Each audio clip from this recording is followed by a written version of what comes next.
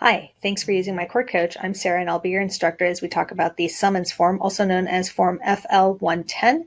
This form is going to be filed and served along with your petition. You want to fill in the other side's name over here next to respondent. You're going to list your name here. Again, most likely, since this is going to be the first form that you file as part of your case, you don't have a case number yet. The court clerk that is accepting this form for filing will likely assign a case number and write it in for you. You can list the name and address of the court here, and then the name and address for you and telephone number as well.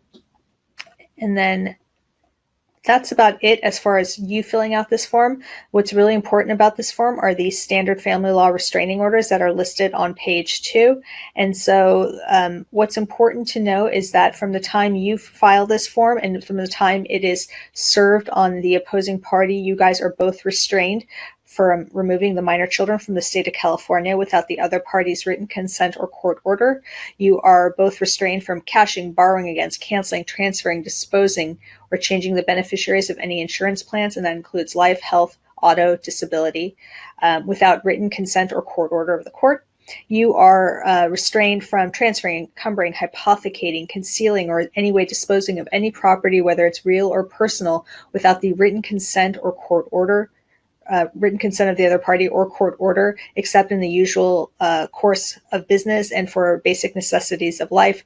What that essentially means is don't go opening up a Swedish bank account right now. Don't go buying a Ferrari right now. You can use your assets for just your normal everyday living expenses, but right now the court really wants to keep things status quo.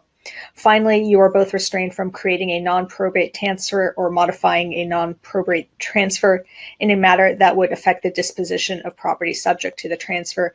Essentially, let's not change wills and trusts without the other party's written consent or court order right now. So this will apply to both of you again once you filed and once the other party has been served. I hope you found this helpful. Good luck.